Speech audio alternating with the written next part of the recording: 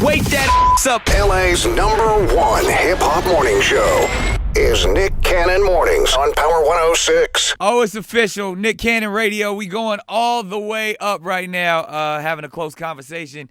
Close conversations with people that I admire, that I look up to, people that are fixtures in the game, living and walking in all of their authority. This is a brother that's doing all of that and so much more. The one and only Lil Dicky. Yo. Hey, Nick.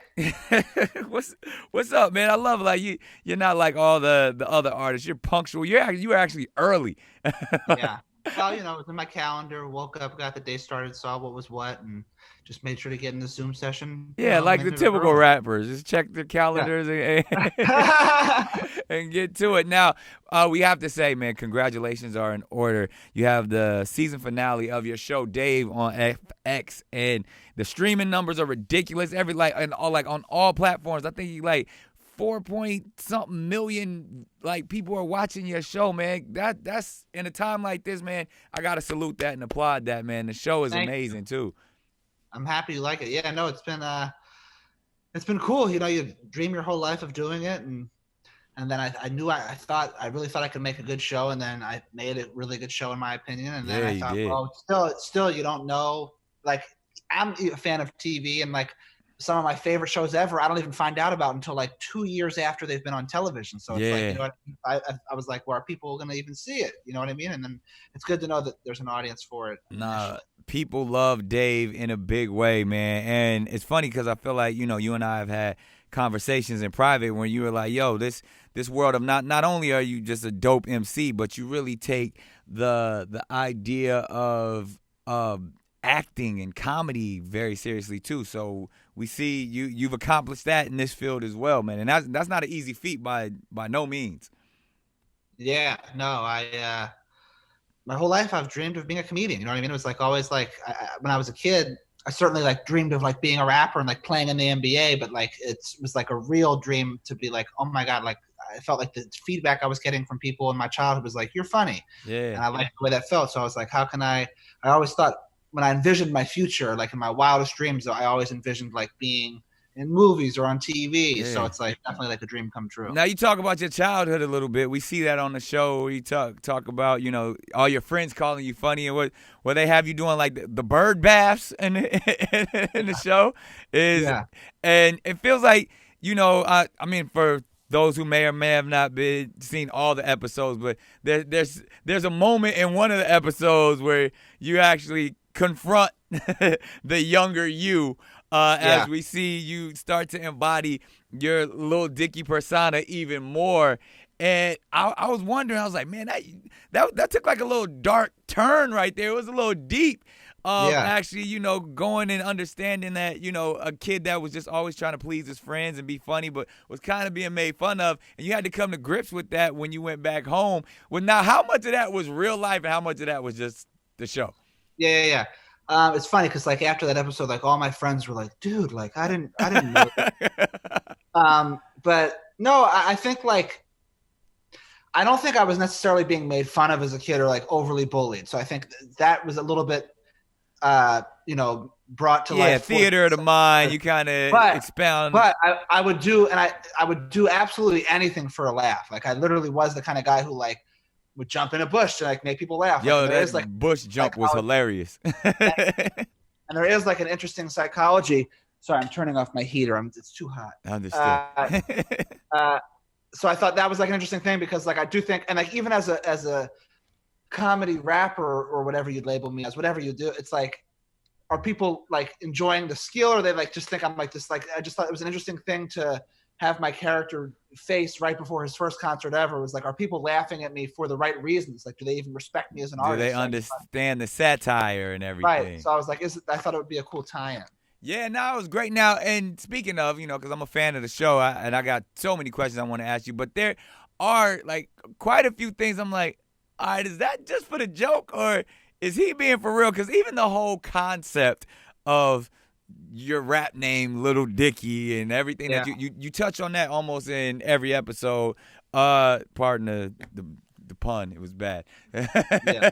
But Right. you actually explore that world almost even so like on the first episode you're in the doctor's office and and I think one of the first clips of the show that started to go viral was this clip of you like describing your genitals.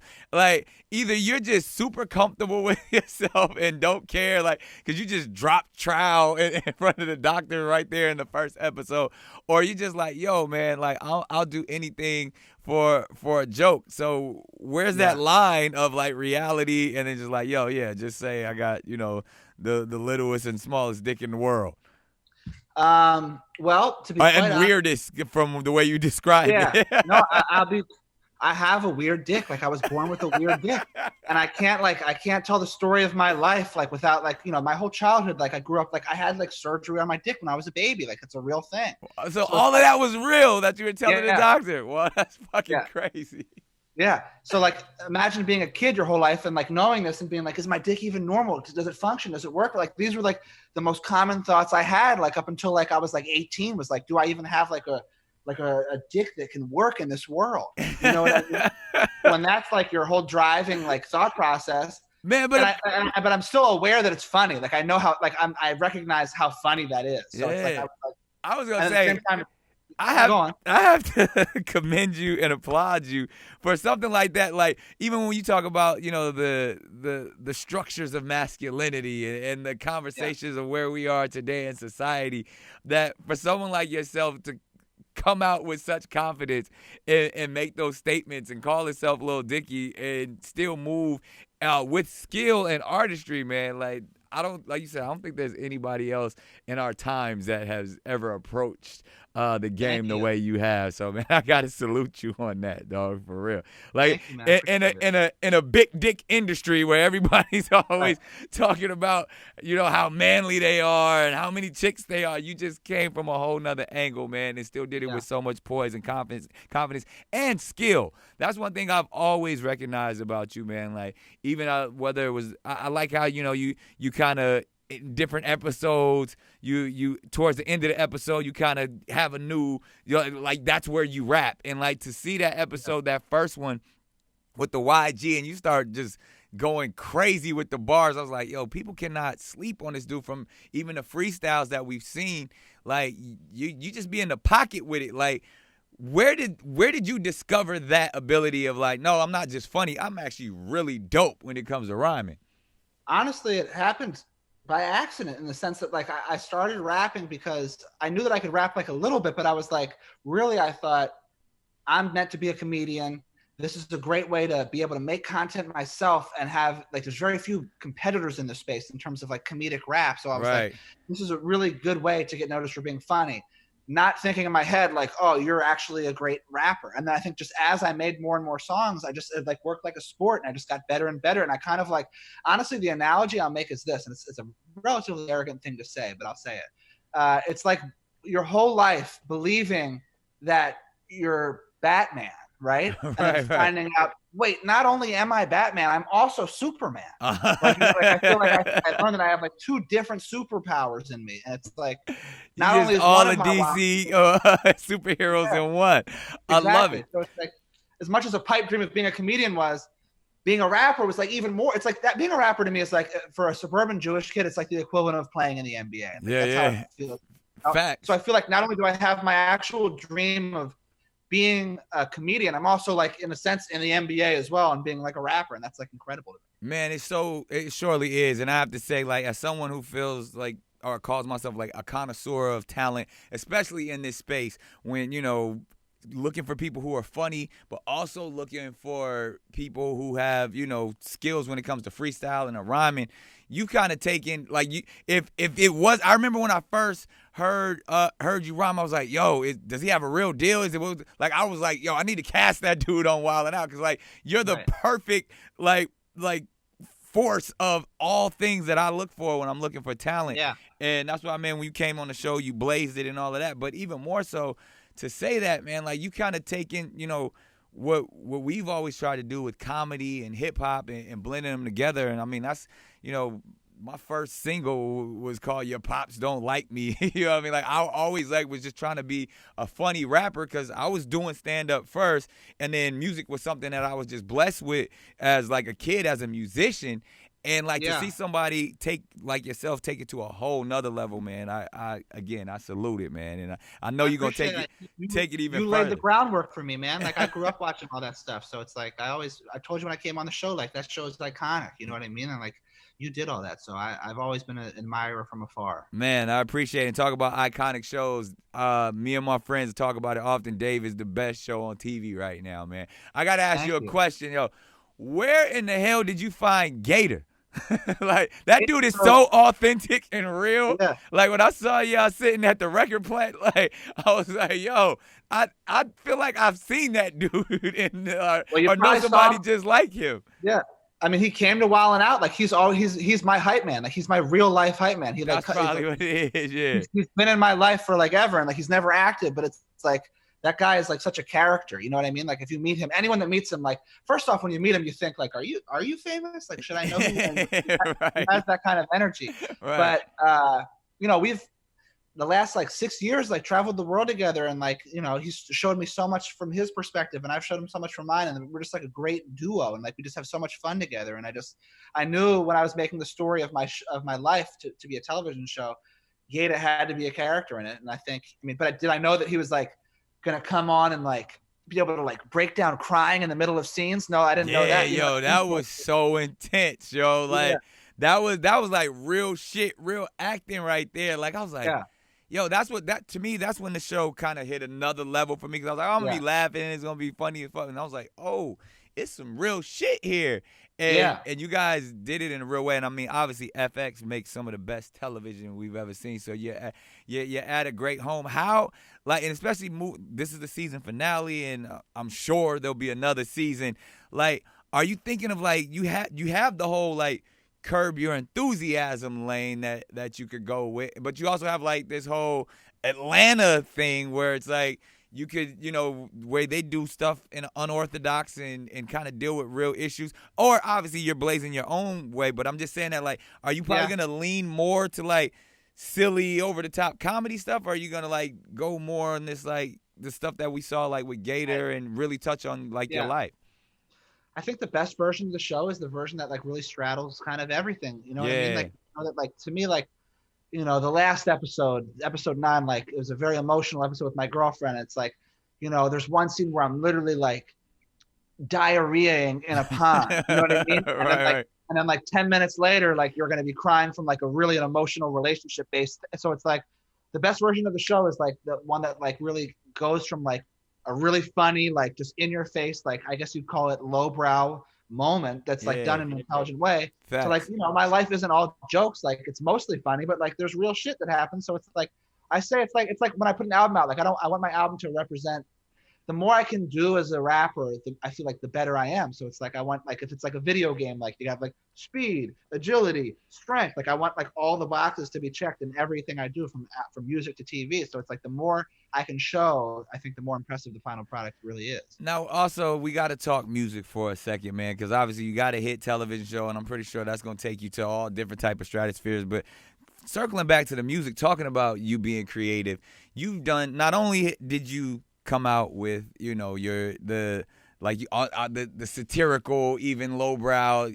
dick humor hip hop, but then you kind of flipped it on them again, and then you did like this like alternate personality, like a whole nother project that, and some people didn't even, I don't know if I'm giving something away, but people like didn't even know it was you, and like the shit was crazy. Like I remember I first heard it, I was like, yo, this is like Lil Dicky he thinks next level when it comes to this. Like, how do you come up with these concepts, and where did a lot of that come from?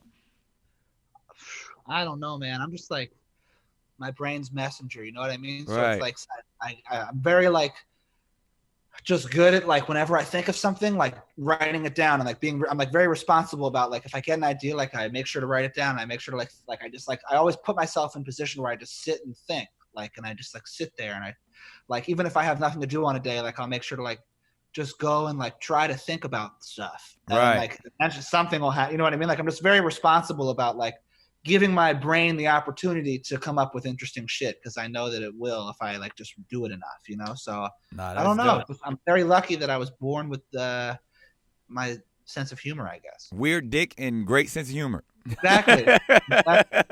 Yo, so what's next for Lil Dicky or Dave? Well, sure. Obviously, the TV show is a success, so I think I'm obviously going to continue to work on that. But at the same time, like, I haven't put an album out in 5 years, so I'm like very much itching to. I'd say I have like an album that's like 3/4 of the way done. So like, really, I actually stopped working on season 1 of the TV show. I've been working this whole time. I finished it on Saturday. I handed in the finale. Oh, so wow. only now am I able to like flip the switch and go back into rapper mode, which I'm going to do for like the next 3 months, and like really try to like get this album closer to done. Man, juggling and multitasking. I love it, my brother. Now, it's interesting, too, talking about the show for a minute, and what I love is that you don't stray away from some of the things that people often are afraid to talk about, and that's everything from, like, stereotypes to, you know, I love the fact that y'all not afraid to say nigga on the show and everything, of, like, even the things you put yourself in the awkward white position from time to time, and even the guy that acts as your other manager. I'm still kind of confused what his title's gonna ultimately end up being, but like just even the conversation of, you know, even when he was tweeting for you and saying like it's about to be litty and all of that type of stuff, like you're not afraid to address certain things where, you know, these are topics that we talk about on the internet daily about like cultural appropriation and, you know, being a guest in hip hop and all that stuff, and even like the stuff with like you and Macklemore and G-Eazy, you know, like it's amazing to me because obviously, you know, we know what so-called beefs and all of that stuff, which to me I have no again, I'm the biggest Eminem fan of the art that I can be because the dude has a skill set, but I think there's also some other conversations in hip hop that often have to be had, just even as a reminder every once in a while that, hey man, we still are dealing in a very sensitive format and artistry that sometimes if we just keep sweeping stuff under the rug, it goes without being dealt with, and those are never issues. And even when I'm in therapy, they're telling me like, yo, you got to put everything out there and just talk about it. So the fact that you deal with all issues and talk about it on the show, man, again, my hat's off to you, and I think it's one of the reasons why the show is so great because it's so real and authentic. Was that done on purpose? Yeah, for sure. Like I think, you know, especially like right now, we live in a time where like people are scared to talk about anything. Like, you know what I mean? It's like, I'm not naive to like, I know that I'm a white rapper, B like a comedic white rapper who's like oftentimes making jokes about how privileged like, you know, I'm like the ultimate guy who's like designed, I think, to have these conversations. And I think like, you're right, like rather than sweep things under the rug, like I think that this show, like to me, like the best thing I can do on earth is like make the earth a better place. You know what I mean? And obviously you can do that through comedy, making people laugh, but like to really make the world a better place, it's like seeing a relationship like me and Gata, like, you know, how like harmonious that can be.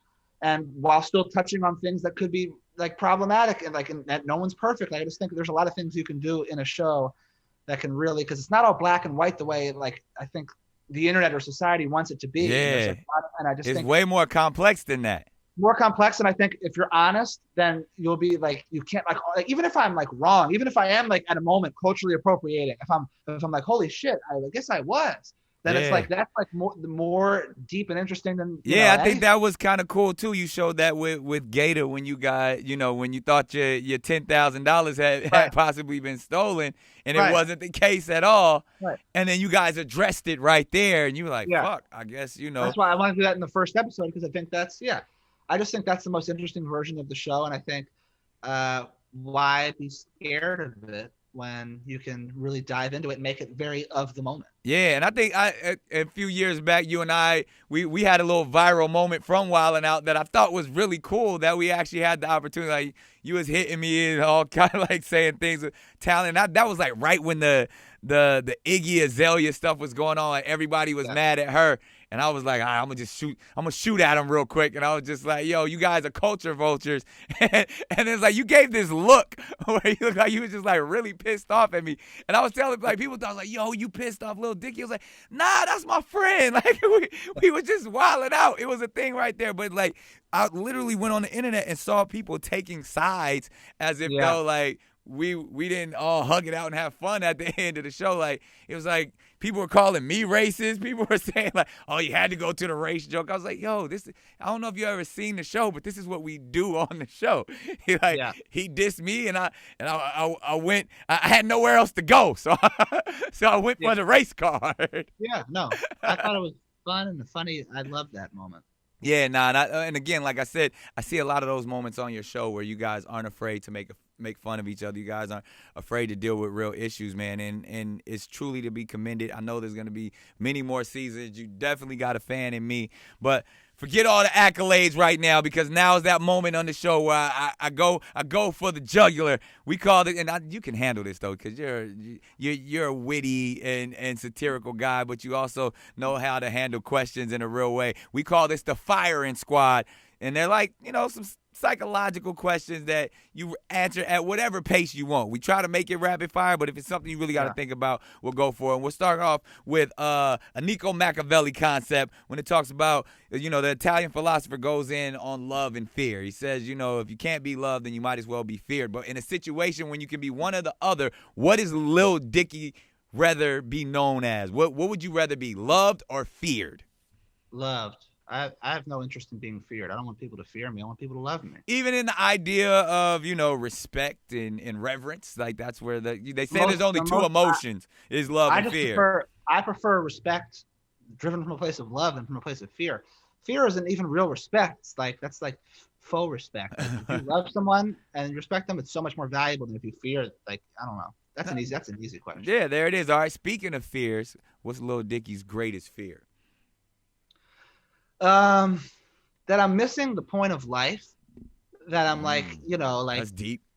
Yeah, because to be honest, I'm so driven, and in my mind, I have so much just innate talent that I feel really responsible to maximize. Right. To where every day I wake up and I feel like a really large sense of responsibility to get the most out of my talent on that day. I can't even tell you a day I've woken up and felt like I don't feel like doing anything in the last decade. You know what I mean? Right. And then at what point will that end? I don't know. Not for probably another decade. And then it's so I end up kind of living this very self-absorbed life where every day I'm just trying to create my own art, which I've justified by saying the best way you can help the earth is by reaching the most amount of people. So the more time you spend making your art, the more people you'll end up reaching. And that's ultimately the best thing you can do. But it's kind of selfish. And I just worry that I'm going to end up going through all this. And then at the end, I'll die and God will be like, wait, that's what you thought you were supposed to be doing? You know what I mean? I guess that's my biggest fear.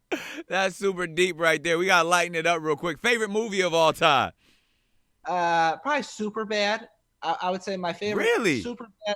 Yeah, Superbad, Big Lebowski, good and one. Cohen, and Shawshank Redemption are the three that come to mind. Stephen King on them. All right, those are three great movies. Obviously, during the quarantine, you've been catching up on a lot of the movies and stuff. I would take it.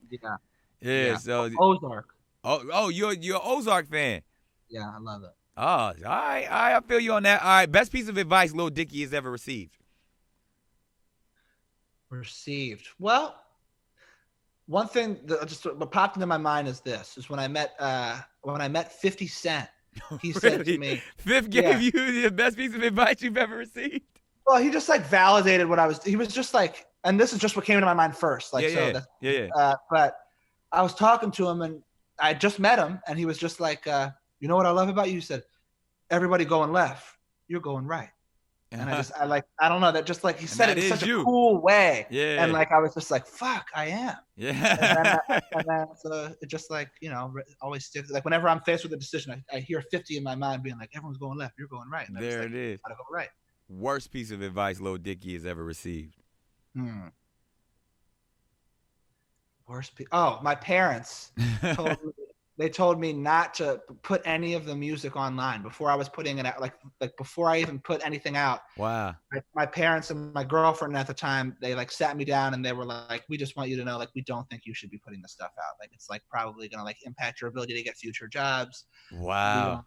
It's pretty racy material. Like, we think you're making like a mistake that could really like ruin your life. Wow. And that you touch on that on the show as well. And yeah. Clearly, it's always fun to prove your parents wrong. It's the best. There's nothing better. All right, now I got to say that you're on an island. You only could take 3 things. What are the 3 items that you are taking? Unlimited chicken. Live chicken or no, like breasts, like cooked breasts. No, raw breasts. I'll cook them. Breasts. Raw chicken breast. The raw chicken breast, unlimited. The love of my life. Okay, I was about to say that is, the other kind of breast. Yes. Yep. And one more item. One more thing. It's your island. You can do whatever you want to do on it. So far, it's chicken breasts and your girl. Yeah, chicken. I get. I don't like. I hate that I'm even. I don't even want to. It's your you can be on some like Fire Festival shit if you want. You can like, it's your island. Honestly, I guess a television with access to all the media. Like I just like love like watching movies and TV. Like to me, there's keep you entertained. There's nothing I'm happier doing than watching movies and like TV. Like if you ask me before, if I have a concert and I'm about to go on stage, even though I don't dislike doing concerts, I like them. Like I really do. But any concert, if you're like, hey man. Everyone will be just as satisfied. You'll get paid the same amount of money, but you have the choice to not go out there and watch a movie right now. You'd watch a movie. I would pick watching the movie. I just love movies. Worst job Lil Dicky's ever had? I'm fortunate that I never really had a bad job. Like I'm so lucky. Like I guess like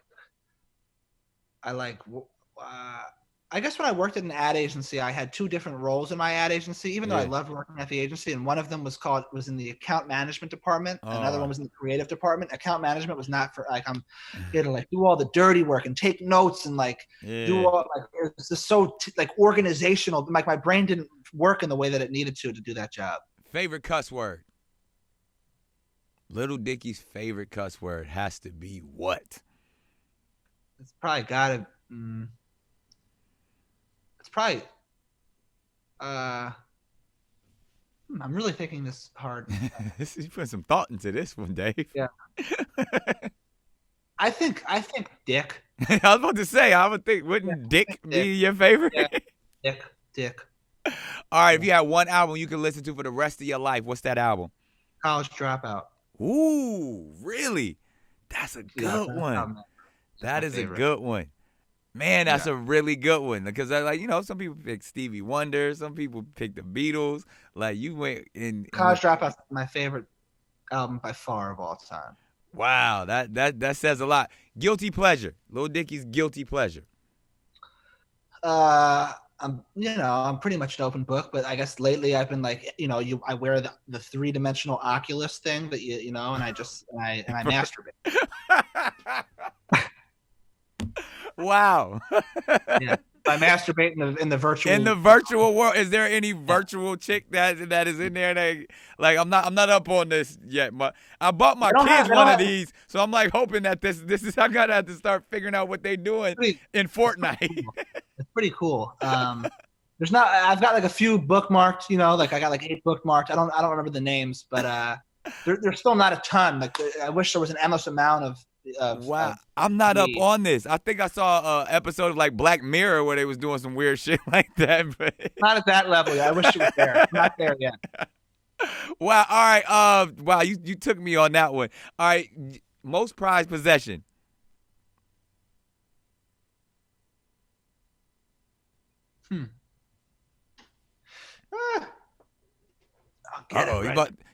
He's going to get it, ladies and gentlemen. He has it. He knows what it is.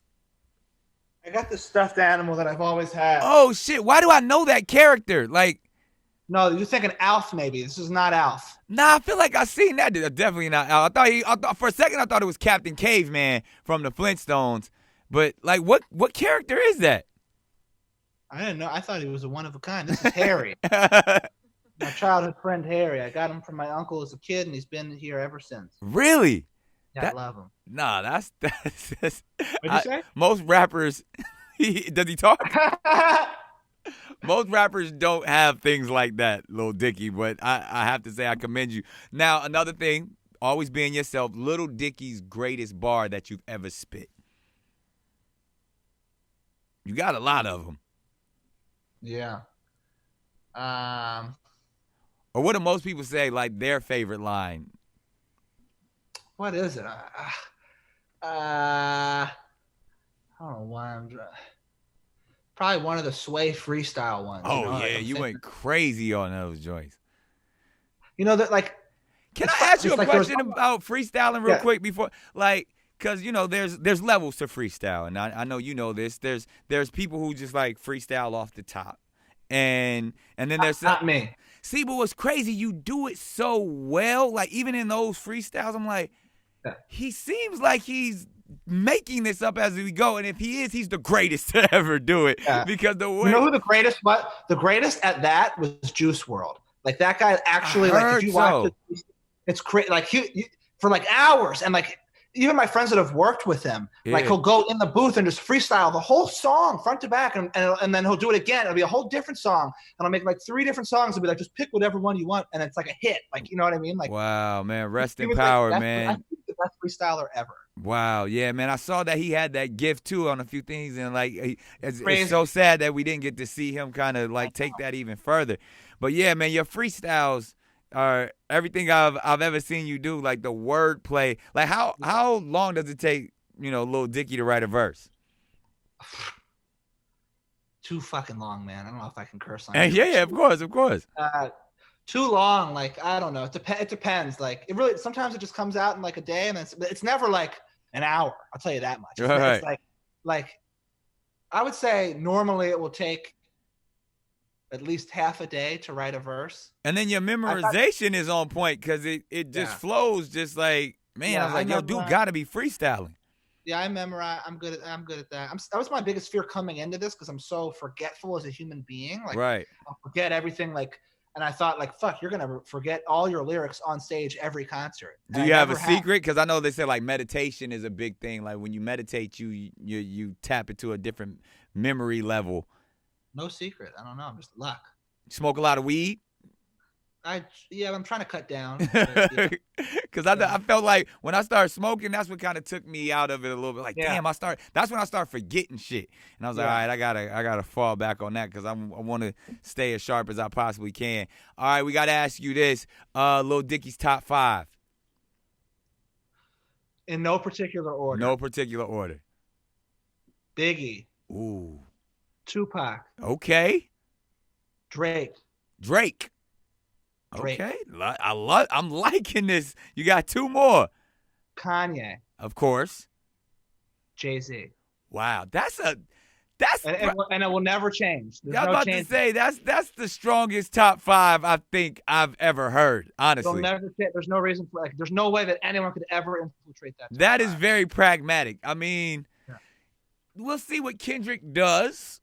You know, I love Kendrick. Yeah, we'll see. We'll see where it because the thing about Kendrick, and I'm not even like Kendrick's not necessarily in my top 5 right now, but Kendrick kind of embodies everybody that you name. I know. The issue is you can't. How can you ever like Tupac and Biggie? Just what they were able to do in such a short amount of time. Like, it looks like they were like 24. Yeah, they didn't even make 25, man. It's crazy. I know. So it's like how their lives were just cut too short to where like you just can't take them out. Like they'll always be in. Yeah. You're never gonna. You can't. I don't care who you are. You can't be better than Jay-Z. Yeah, and then, he's the greatest to ever do it. Yeah.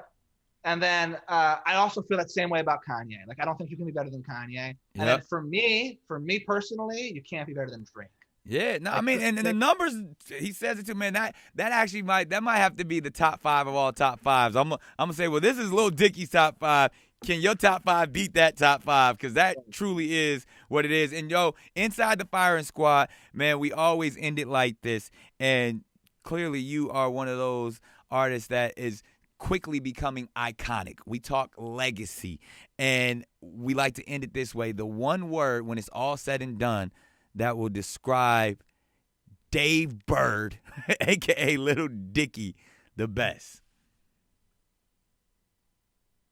One word, huh? One word.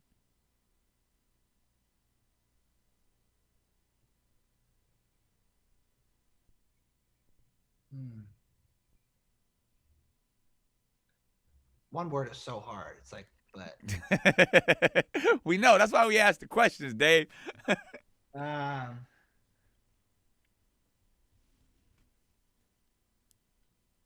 It's a very basic answer, but funny. There it is, ladies and gentlemen. This has been a close conversation on Nick Cannon Radio with the funny, the iconic Lil Dicky, man. I thank you for your time. I said iconic. Yeah, iconic. The iconically funny. Yeah. Man, I'm a fan, as you know. Keep doing your thing, man. Much continued success. And stay safe during this COVID-19 thing, man.